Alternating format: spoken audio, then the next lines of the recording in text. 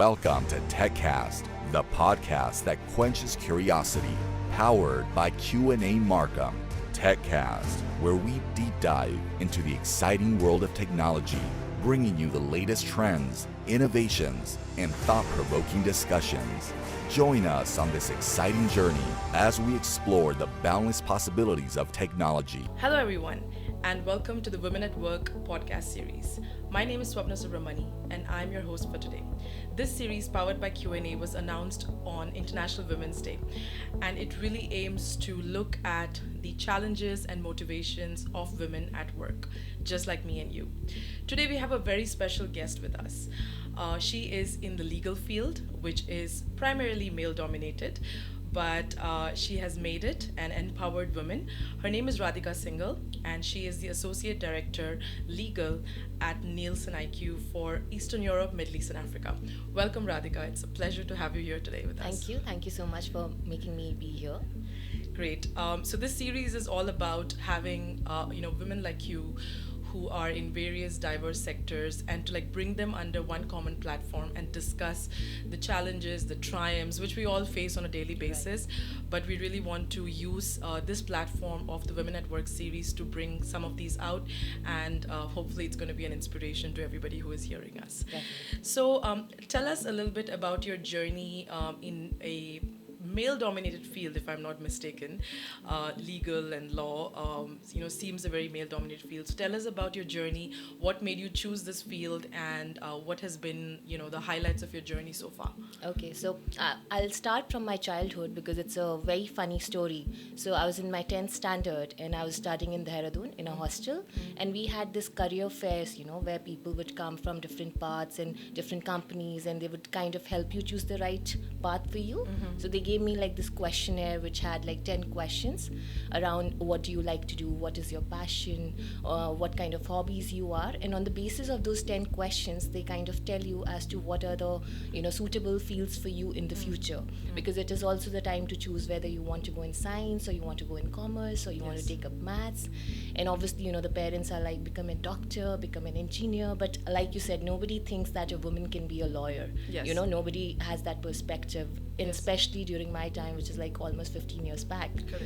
And the funniest part was when my results came, I had only one option which came in, which was a lawyer. The legal profession suits me, yes. So you were made for it. Yes, so I was oh wow, because I love arguments, and my dad studied law. He never pursued it.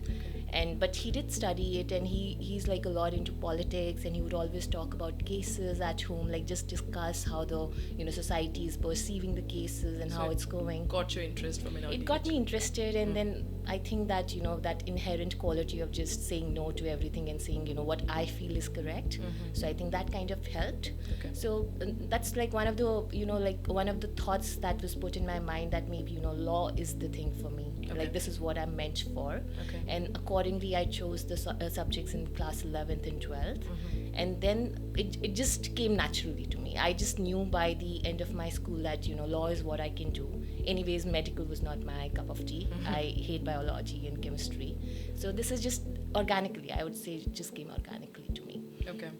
So from there, I applied for, various entrance exams. I got through, 2-3 of the institutes, but my dad during that time was we don't want to send you very far away. Yeah. Can you choose some university which is closer to house so that we can also come and visit you? My grandfather was not, very happy about me going into law. My dad had studied so law. Always little bit blocks from the beginning. For sure, right. Yeah, because they were not, firstly, I was going to be the first official lawyer who actually would probably be practicing it as well and just not studying it. And secondly, a girl being a lawyer, and the society pressure, because I hail from a different kind of era, and the marriage prospects later, if you're already a lawyer, then people will just judge you that, you speak a lot, you have your own opinions. So it was quite a challenge from the beginning. Which a man wouldn't have faced. Which a man definitely would not have faced, Right. because for man it's they can study law, do business after that, they have so many options. Correct. For a girl, I think it's more they have to be very clear about their thoughts and how the society is going to judge them. I would say it's a unbiased, stigma Yeah. It's like sex stereotype. Like Correct. the society has those thoughts. Like if you're a woman, you should probably be a doctor. You should probably be doing something with like cooking, or you should probably be, doing painting, creative. Like they don't It's really. like an unsaid rule, Yes, yes. that is difficult to Right. explain, but it's there. It's there. It's Yeah. like the perception. Yeah. I don't think it's intentional. I think it is just how women have been kind of, perceived from the starting, and it just comes naturally to all the people like that. Yeah, So that's where my challenge started. Though my parents were quite supportive of me, my mother, my father, they were like, okay, go ahead, do whatever you want. But to explain it to my extended family that why I'm being a lawyer was kind of a challenge. Mini battles. Yes, especially because I come from a small city, Saharanpur, and that time it was not very good. Women were doing law, and they were doing those nice things which a girl should be doing. So Nice things. Yeah. And So, yeah. what about it at the workplace? Like once you did graduate, as a lawyer, was it difficult to like find that initial break as well, as a lawyer in a firm? And then of course you've had like a wonderful career journey since. But how was that into like entering that? So I did my graduation, and I kind of for 1 year I was looking for jobs, and it was quite difficult, to be honest, to find that first break, because mostly lawyers, either you have that family support where your relatives are lawyers, they are in that field, they can give you that push, which I did not obviously have. I belong to a different background totally. And then secondly, it's like girls, again, I would say it's a stigma, like a delegation bias, we call it in our language, which is basically when you see a woman, like if you go for an interview, even like if there's a HR recruiter and he likes one woman and one boy, they would always think, after 6 months, maybe the girl will get married, will shift to some other city, or maybe she'll get, pregnant, she'll start a family. So even a recruiter, if, two people are at the same footing, like if they like them equally, if it's a man or a woman, they would still probably prefer unconsciously a man, because it gives them more stability in the future. Right. Like they don't have to, they're more confident that the boy will stay, especially at that, 24, 22 years of age. So I did face a lot of issues and challenges, like because courts, they would prefer boys. They didn't want to, back in India, they didn't want to hire a fresher girl and just, coming and walking, because girls are perceived, at least at my time, were perceived to be doing more like behind the desk job, like reviewing contracts, doing paperwork, but they would not imagine a girl actually going to the court and, fighting a case in front of the judge. So it was quite a journey for me. I somehow managed to work with an NGO for like 6 months, because I wanted to go for my master's. Like I was sure about that, so I had applied for my master's, admissions and everything. So I only had like those 9 months, which I had to kind of pass. So first 6 months I didn't have a job, to be honest. Like nobody was ready to give me a job, and it was quite a difficult. And this is after me doing a lot of internships during my college time, like intern with the additional solicitor, doing internship with the best of law firms, and still it was kind of difficult to kind of make my mark. I did my master's, which was a blessing. I went to UK, did my master's from University of Bristol, and that is when I think the whole perspective changed. So when I came back, I was like in a better position to negotiate what kind of work I want, because I had that international degree, to position yourself, to position myself. And also, boys or men do not generally go straight after their graduation for a master's degree. They generally stick around and do work for a couple of years. So for me, I think I had that advantage of that international, stamp on my CV when I came back. Right. So then I started working with Ernst & Young. Okay. So I worked with them for 3 years. Again, it was, so EY is a very, cutthroat, competitive workplace. Like everyone is always against each other, doing the best for themselves. So it was like you have to be like prepared to mentally work till late at night. You have to be prepared to be in the office, to prove yourself, because these are like the initial years, and like that 1 year of founding yourself and let people know who you are. So there were like weekends I was just sitting in the office and I was working. There were like nights we were sitting in the office and working. Having said that, EY has that culture, because all my partners and everyone, they would also be supporting there and sitting there and working with you. So I think from there the journey kind of eased a down. little bit. Yes. Okay. Yes.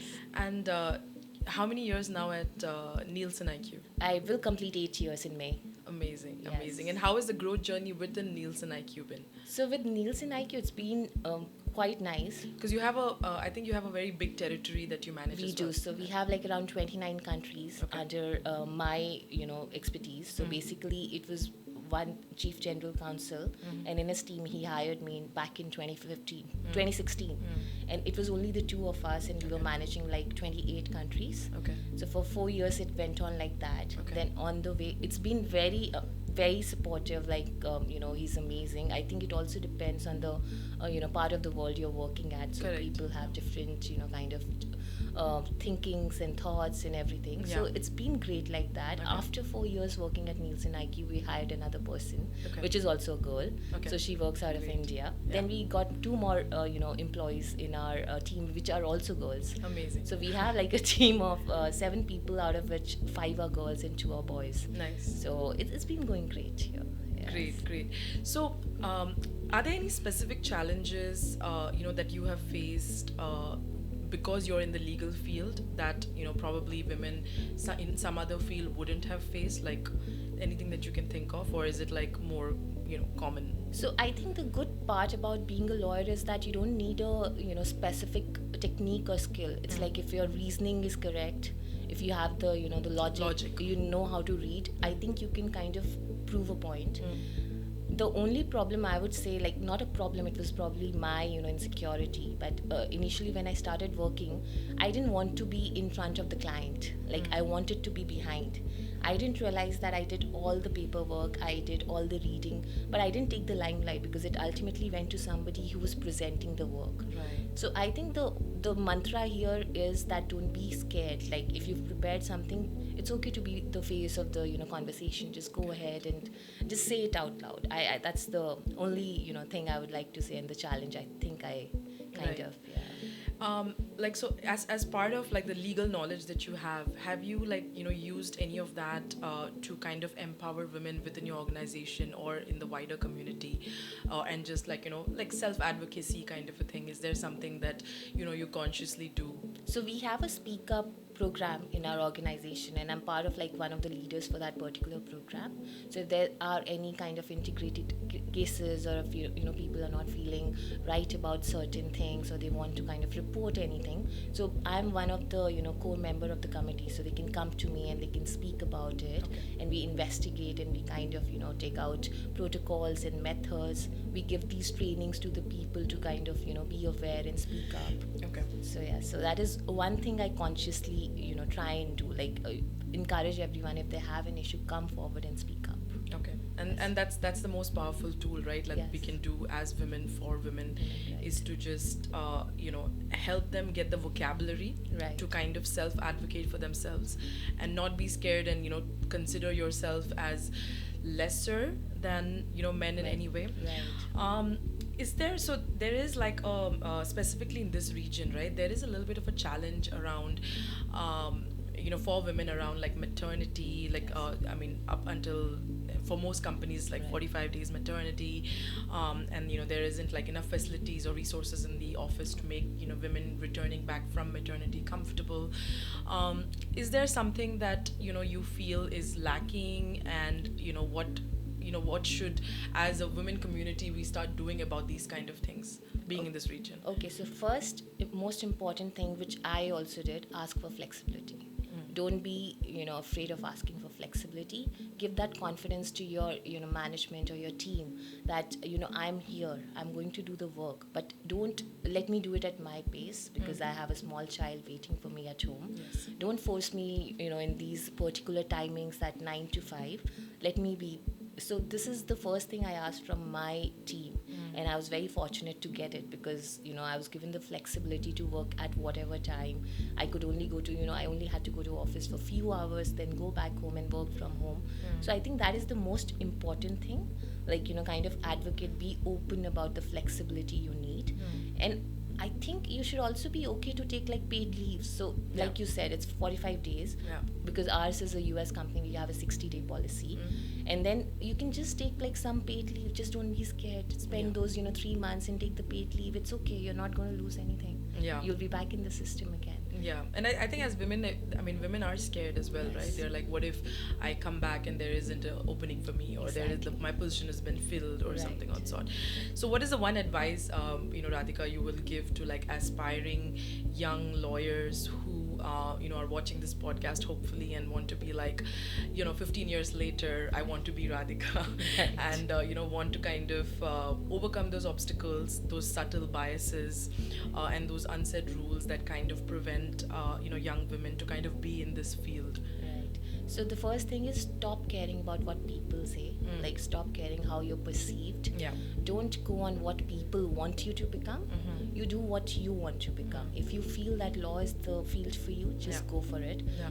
Don't see the statistics that there are only 36% of the women and rest are men. It doesn't matter. If you have it in you, I think you will come on the top and you will make it. Okay. So I think that is one advice I would like to give to all the people who would want to be Radhika at one Go point. for it. Yeah, like just be yourself and just come here, just read, argue, question. Be curious. Be curious about things like why is it done like this? Yeah. What does the US law say? What does the UK law say? Like just be very curious and open-minded. Right. Yes. And I think that's very important for, I mean, in all fields, right? Right. Like to be curious, to go get what you want, and to never give up, Never right? give up. Yes, exactly. Great. So I have a fun segment now. I know we have went into like deep conversations Right. on these biases and so on, but a fun segment, just like a rapid fire. So for Radhika, in terms of productivity, early bird or night owl? Night owl. Okay, same. Desk decor, minimalist or personal jungle? Personal jungle. Okay, your power outfit choice, classic suit or bold statement pieces? Bold statement pieces. Look at my pink shoes. Great, I love it. Meeting preferences, in person or virtual? Depends on whom I'm meeting. Okay, let's keep that. All right. What's your creative process? Brainstorming sessions or solo ideation? I like brainstorming. Brainstorming. Yes. Okay. Feedback approach: direct and immediate or structured reviews? Direct and structured reviews. Direct So, is yes. mix of both. All right, fair enough. So, what's your career development focus? Climbing the corporate ladder or expanding skill sets? Expanding skill sets. Okay. Work-life balance strategy. I think I know the answer for this. Strict boundaries or flexible integration? Flexible integration. You said that, yeah. Professional development, mentorship or self-discovery? I think both is important. Both is important. I can't choose one because if I don't have a mentor to guide me, then I won't be able to self-develop. And do you have some good mentors that you look up to? I do, like Yeah. one or two. Okay. I wouldn't say a lot, Okay. but yes, I do look up to few women Great. who've So, done great. Quality over quantity. Quality. Mentors. Okay. Yes. Personal branding on social media, active engagement or passive presence? Active engagement. Active engagement. Yes. Okay. Your leadership philosophy, empowering teams or driving results? I need both. Okay. She wants it all. I want it all. All right. Decision making in high pressure situations, intuition or analysis? I again go with both. Both. Yes. All right. Okay, this is an interesting one. Responding to sexist remarks, confrontation or correction? Correction and ignorance sometimes, and then come back with a better scenario. Okay. Yes. All right. So that was the rapid fire, and you did very well. I think you're, very like a lawyer. Thank you. Very precise, in your responses, and know what you want. So that is the end of our podcast today, and it was such a pleasure talking to you. And I'm sure, this video and all the videos, hopefully that we're going to produce, the Women at Work series is going to be hugely inspirational.